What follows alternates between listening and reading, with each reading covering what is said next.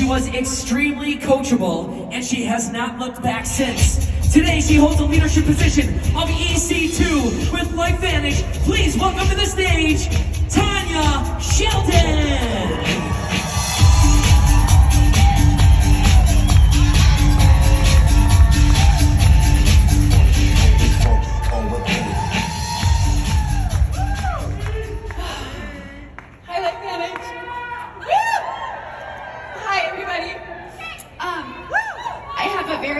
Topic today, it's burnout. Burnout, how to keep your stress low and energy high. And a little disclaimer, real quick, is I am a crier. It's my superpower. Yes. And when I cry and try to talk, I sound like a little mouse, so deal with it. Okay? Okay, so, before we get going, I want to tell you a little bit about me. I did get introduced to this industry in college, and I was immediately enamored by the confidence and poise of the women I met. Those women were who I wanted to become. Here I am. So every time I said yes to an opportunity, it was to get one step closer to finding that confident, poised woman within myself.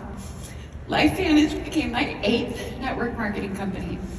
And when I started, I was a stay-at-home mom with 2 little girls and a stepmom to 1. And I was at high noon, ready to swing the pendulum and finally go after what I wanted. I said yes, despite the immense fear I had. And I did exactly as I was told. I told them to watch the ABC report, and then I got him on the phone with Michelle Poe. I did that over and over and over.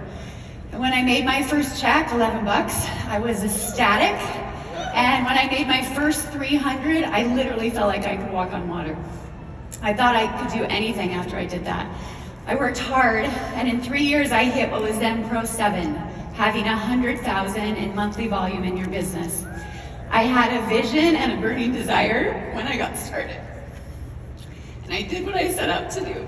And then that burning desire turned into burning fear again. I went from enjoying the journey just to make sure none of it went away. I literally cycled through probably the next 6 years of my business in survival and scarcity mode. I was working to not lose rather than working to win. I lost my vision and I couldn't see what was next because I was so afraid of losing what I had. Stress was my friend, control was my goal, and I put everyone's happiness, my family's finances, and emotional well-being on myself. No one asked me to do it.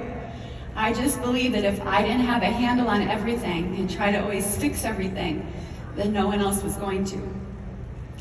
I wanted to be in control of my family's happiness, my husband's well-being, and the checks in my business coming in every month. I even put in serious management mode. I went into serious management mode, and it took my joy and it sucked out all of the fun. I even went, and fear told me to go get a real estate license, just in case this didn't work. I had that mindset that I had to just keep moving just in case.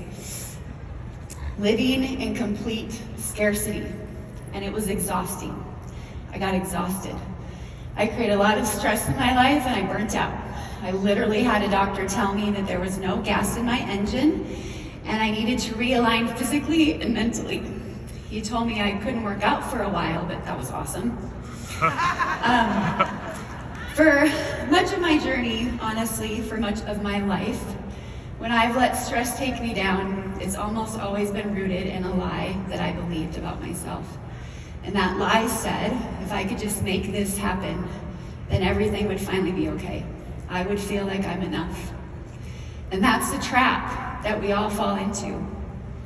When we believe we're not enough, it creates this quiet, constant pressure inside of us. It's like an anxiety that just keeps going. And that lie leads to self-doubt that paralyzes us, overthinking, Vicky, every decision, saying yes when we desperately want to say no, holding back in relationships because we fear we're too much or not enough, jealousy or comparison when we should be celebrating others. It all wears down on us, and not overnight, but little by little, until you're exhausted and you're burned out and you're wondering why life feels so heavy. But here's the truth. When you don't believe in your own worth, you're putting a ceiling over your life. You're gonna limit what you'll try, who you're gonna trust, and how fully you're gonna show up. You don't just block opportunities, you block peace, joy, connection. And that's not how we were meant to live. You weren't created to strive your way into enoughness. You were created as enough. You were created on purpose, for a purpose. And you're already equipped. You're already equipped. The last time I stepped on this stage was 7 years ago. And I remember afterwards getting so much encouragement and validation for simply telling my story. And it truly made me feel like I was enough as I was. And then again, I lost it. I got lost in the pressure I put on myself, and I stopped enjoying the journey because again, I got so caught up in the fear of losing it. And that fear became my driver. And fear is a terrible driver. Do not let this be your fear drive era. I can stand here now and I can tell you with full confidence that I have finally learned to feel fulfilled in the pursuit. Not when I arrive, not when I hit the goal, but right now, along the way. I want you to feel that way too. I want you to feel fulfilled in your pursuit. When you learn to believe you are enough exactly as you are, right now, that's when everything begins to shift.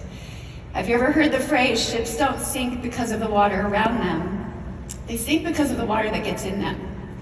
And the same is true for us. It's not what's going on around you that's determining your success, it's what you're allowing in. And who has the most control over what gets in? It's you. It's an internal game. And you are an influencer. Newsflash, you're the biggest influence in your life. It's not social media or someone on social media or your team or even your circumstances. It is you. You are the voice you hear the most.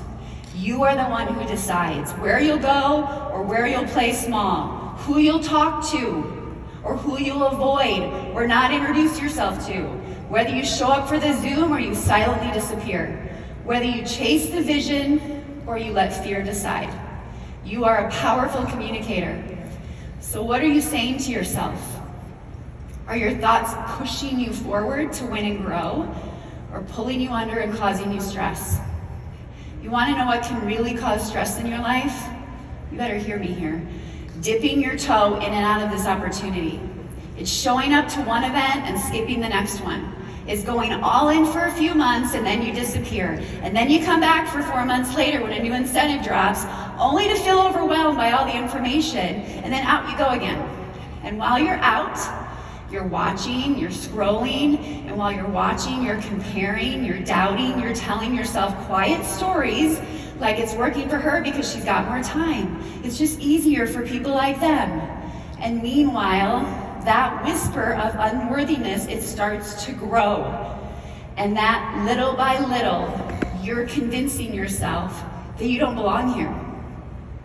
Let me be real with you. Dipping your toe in kills your confidence. It kills your momentum. It slowly chips away at your belief, your energy, and your spirit. Because every time you break a promise to yourself, no matter how small, you're sending a message to your brain that says, I can't count on me. And that's where the real stress comes from. It's not the business. It's not the information. It's not your calendar. It's not your team. It's a tension of living out of alignment with what you said you wanted. You are always building a reputation with yourself.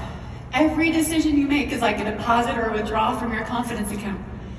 And when there are too many withdrawals, what happens? You feel overdrawn. You're overwhelmed, you're exhausted, you're disconnected from your own potential. You're just sabotaging the things you don't believe you're worthy of. Again, newsflash, you are worthy. You do belong. And you've got to stop ghosting your own growth and start believing in yourself. I speak from experience. In my control and scarcity era, I was great at creating stories. I could tell you why things were so much easier for some, or how everything was so overwhelming, or how Michelle Poe was crazy for thinking that certain things were possible. Everything was against me, and everything was hard, and everyone felt like they were getting better, and I was standing still.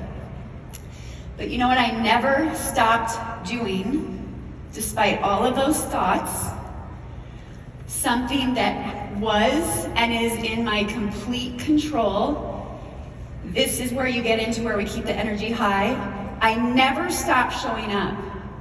You must show up even if you don't feel ready, and especially when you don't want to. You beat 90% of the people just by showing up. And I may have been fighting a battle behind the scenes, you may be fighting one right now, but I'm telling you from my heart to yours, keep showing up, and you better be at that next event. I am your mama, you listen to me. We know that song. Our world is negative, and the negativity is really loud.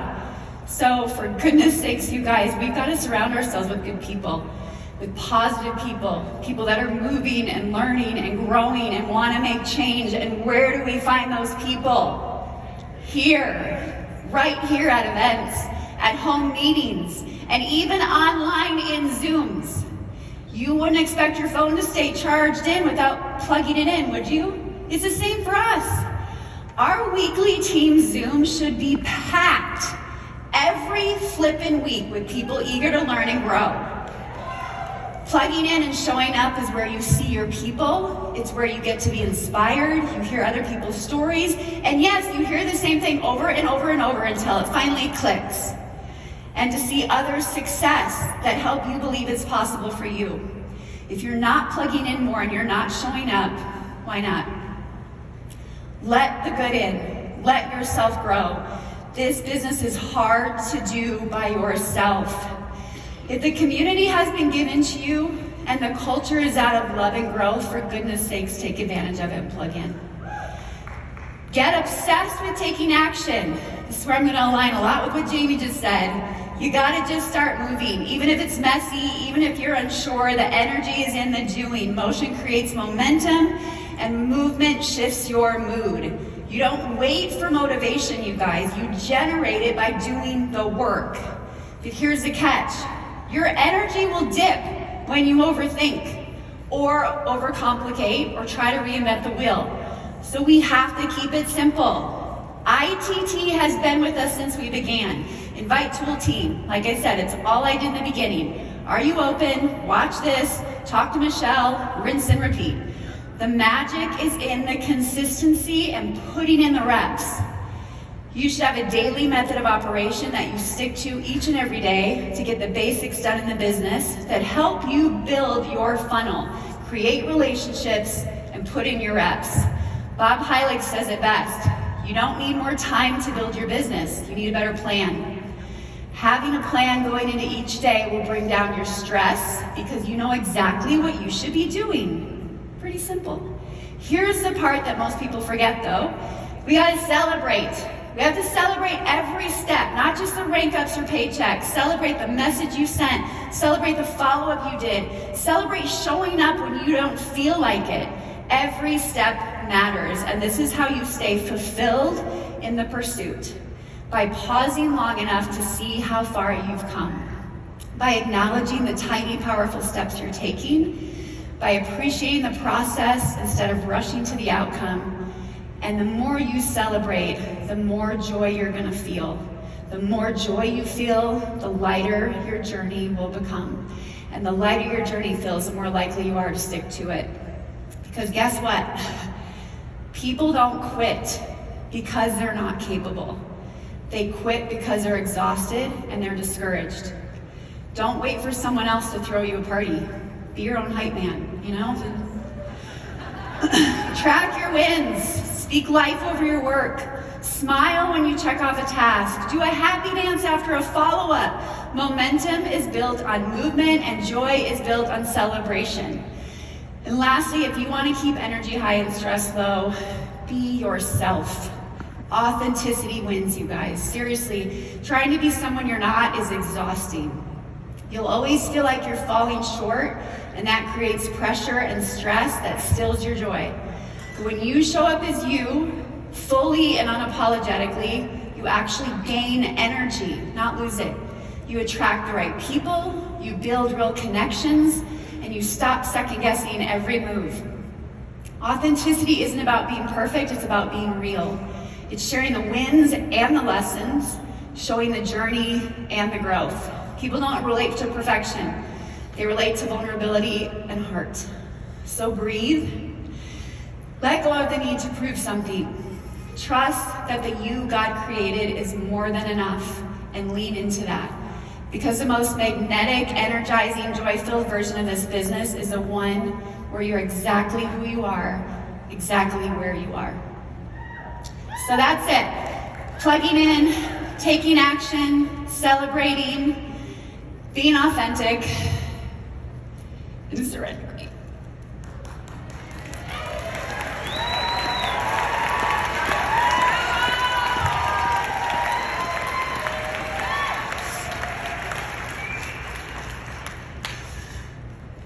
That's how I got to the other side. Instead of judgment, I opened myself up. Instead of scarcity, I came from abundance and gratitude. And instead of fear, I got back to passion and purpose. Look, I know the situations in life and in business will have us feeling stressed. And I also know we are not meant to carry it alone. We aren't called to manage stress. We're called to release it.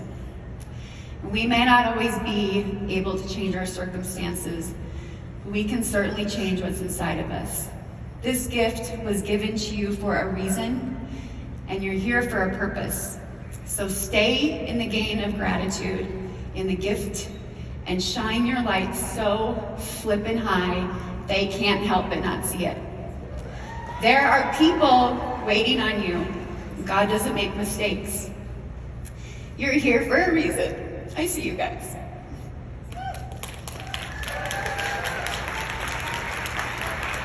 You are enough, exactly as you are. Your worth isn't tied to achievements, to people's opinions, or your rank. You were never meant to prove your worth. You were meant to live in it. I love you guys. Thank you.